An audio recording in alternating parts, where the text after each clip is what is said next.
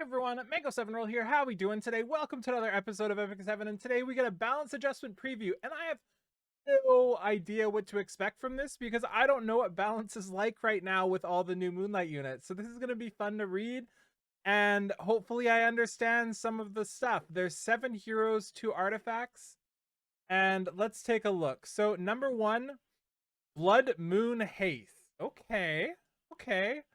Number 2, Sage Baal and Celine. Okay, they definitely needed it. At least Sage Baal and Celine did. Ravi is getting a buff. Kane is getting a buff. Okay, so I use Kane and I have him Mulligored up for I don't remember the name of the game mode, but the all fire unit team, is it called Rift? I think I use him for Rift. We have Bellona, Celine, and LPK. So Alexa's Basket is getting a change, and Abyssal Crown is getting a change? So weird. How did they decide? It's dartboard. It's gotta be dartboard. Okay, so I don't fully know Haste Kit. I know what he does, but not specifically. So before, he dispels 1 buff and then damage out proportionate to max HP. Now it does all sorts of stuff. On a successful dispel, not a successful attack, on a successful dispel, activates Bloody Retribution as an extra attack. Bloody Retribution is an attack on the enemy with a scythe and recovers health of all allies. Okay. And now Grudge before, when an enemy is revived, grants all allies a barrier and immunity for 1 turn. Now, when attacking, pens the target's defense and cannot trigger a crit. When an ally dies, grants a barrier and immunity to all allies for 2 turns, and grants Blood Aura to the caster for 2 turns. It can only be activated once every 4 turns, and Blood Aura is increased effectiveness and speed by 30%. Okay, so I just want to say, this seems like a full rework, right? Not like a change. This is like a straight up rework, which is something I've been asking for, but I wasn't expecting it on ML Haste of all people. Let's keep reading here. So Moonslash now dispels all buffs from the enemy before attacking with the Slive. When the enemy is defeated, revives all allies before granting immortality for 1 turn. The caster is granted Blood Aura, increases damage dealt by 100%, and damage dealt increases proportion to the caster's max HP and a 4-turn cooldown. So I don't even know what to think about this, but it looks fun. One thing I want to mention is it went from when an enemy dies, so like a defensive sort of thing, to a different style of defensive when one of your ally dies. So that's kind of interesting to see, and let's read what they say, because this is something that is this is a big one. So Blood Moon Haste was designed to be highly effective against reviving enemies, but he has been steadily losing due to a shift in the meta. With these changes, we're looking to refine Blood Moon Haste's skills and improve his usability to give him the ability to be more protective, proactive, and aggressive in a wider variety of circumstances. So, firstly, the Grudge skill will be moved to activate when an ally dies. Yep. When it comes to playing more situations, is it? Because the point with Blood Moon Haste was to be in a battle where everybody's dying, right? At least I thought it was. But then again, we don't really use people like A. Vildred anymore, right? Huh. That's an interesting change. And oh what's happening here? So Sage Balance is on. Before, he has a 100% chance to dispel a buff and an 85% chance to put them to sleep. And now it just puts them to sleep. So that's a 15% increase. Cool. I mean, that is a change. They're not wrong. So Ravi's gonna lose the stun?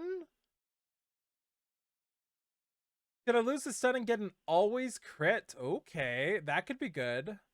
And Demon Drive here starts the battle with 60 fighting spirit, increases attack proportion at the caster's max HP. The rate of the increased attack effect does not change after it's activated. And after being attacked, increases CR by 15%. And after suffering a crit, dispels one debuff from the caster. Dispelling debuff effect can be activated once. That seems good. That seems real good. And Devil Drive now inflicts injuries before a 75% chance to stun for 1 turn. So how good are injuries, y'all? Because they're not good where I play. Are they good where you play? Do you like seeing injuries on a lot of these units coming out? Because it's not something that ever comes into play for the style of gameplay I play. So a successful attack results in a crit again. So she is an auto crit machine if she successfully attacks. And it's 90 fighting spirit instead of 70, and it does more damage. Okay. We also have the exclusive equipment changing to just damage, Delta Slaughter, and Devil Drive. And now Kane. Okay, this is what I was super interested in because I want to know what they're changing for the run and if I have to change anything in my run. So now it attacks the enemy with a hammer, increasing combat readiness of the caster by 15%. When the caster is enraged, activates Rock Smash as an extra attack. And now attacks all enemies by slamming the ground and inflicts bleeding for 2 turns. Ignores ER. Okay, so they took off when the caster is enraged, basically. And now after an ally attacks, if the target has a debuff, it gains 10 fighting spirits. That seems really good because the target's always debuff where I bring him. Huh. Weird change again. Not sure where that's supposed to be used. And we have a throwback to Bellona here. This is old school. So now we have a soul burn for an extra turn on skill 1. Windbreak Fan. We have damage dealt increase. Just straight up. Pretty cool. And we took away the damage dealt with more enemies. And then for Razorwind Fan, we have the attacks on enemies by creating a powerful gust of wind. 100% chance to decrease defense for 2 turns instead of 80, and increased damage dealt when Razorwind Fan is triggered by Windbreak Fan.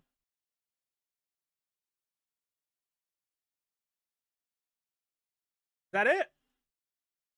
Thing is, you do these balance changes, and then like you look at current OP characters that do the same thing and dodge 70% of the time, counterattack those other times, or like so many other OP things, and you're like, how do we make this OP, right? Like somebody like Bellona isn't being used because she doesn't do enough damage. She's being used because she's not busted, right? So it's kind of hard to balance somebody like that. But we're getting a little buff to her. Maybe that's a PvE thing that a lot of people will be happy about. Exclusive equipment lowers the cooldown of Butterfly Fan. And we have Celine. So now it grants the stealth to the caster for 1 turn. That's real good. Instead of a critical hit will increase damage dealt, and now it's just baked in there. That's pretty damn good. Then at the start of the first battle, grant stealth for 2 turns. Nice. Nice, nice, nice. Blink acquires 10 souls. So after an enemy uses... This is sick. I like this change. This looks really fun. I love stealth. Stealth is always annoying. I always lose to stealth. I'm going to lose to this in Guild War because I'm going to go in and she's going to be stealth and I'm going to forget about it. Guaranteed. Ooh, and the stuns a target for 1 turn when using Blink too on the EE here. Oh, she did have it. I don't use Celine, by the way. She did have it baked into her EE here when using Blink. And last piece, Karen. So I don't know what she does. Again, feel like I say that a lot, but I don't know how to fix it. I'm playing the game. I'm doing Guild Wars. I'm fighting the units I fight. I guess I can go in and like study each unit at this point. Because so many of them have changed while I was gone, and I wasn't really paying attention for the last year. So hard for me to remember some things. My bad on that, but hopefully we get a good enough. Hopefully it's at least entertaining. So you're not watching me for specifics. Let's just say that. So we have a 30% CR reduction on the skill 1 attack, and it increases damage dealt. Now we have becomes one with the sword, grants increased attack and Phantom Sword. The Phantom Sword, and if the target is attacking, ignores damage reduction sharing effects, and when the damage when defeating an enemy, Phantom Sword changes to Neo Phantom Sword. And then when attacking, if the target's a hero, increases damage, ignores damage reduction and damage sharing effects, and increases damage proportionate target's max HP. So Infinite Sword goes from Phantom to Neo Phantom Sword. Cool. That was actually the non-awakened version, but the awakened version looks similar, just a little better. Oh, yep, it does. Grants an extra turn. So we got that in there too, looking pretty cool. And now let's see the artifacts. So 35% chance. Ah. Wait, no, that's good. That's good. Okay, okay. I thought they took out the greater attack. So 35 to 70% chance to increase attack for 1 turn, and 20 to 40% chance to get greater attack for 1 turn. So that's just a straight up buff for people who don't need crit rate, which is the vast majority of Alexa's basket users. And they're upping the stun rate of Abyssal Crown to 15 to 30%. I can't argue with that. That's pretty sweet. I use that for a lot of my mages. So ML Haste and Ravi. Yeah, Ravi's buff looks sick. And I wasn't sure what to think about ML Haste. But it looked like something I wanted to use and something I'm excited to work. Oh, people are gonna be complaining because the collab units aren't here. Yeah, ML Haste is a brand new hero right now. One thing I'm gonna mention is this is probably one of my favorite balance patches, even though I didn't really understand it, just because they went all out with Blood Moon Haste. It's weird they chose him because I thought he was already solidified as a pretty decent unit, but they completely changed something, which is something they haven't done in a long, long time. So I'm excited to see how that works, and maybe he's just trash.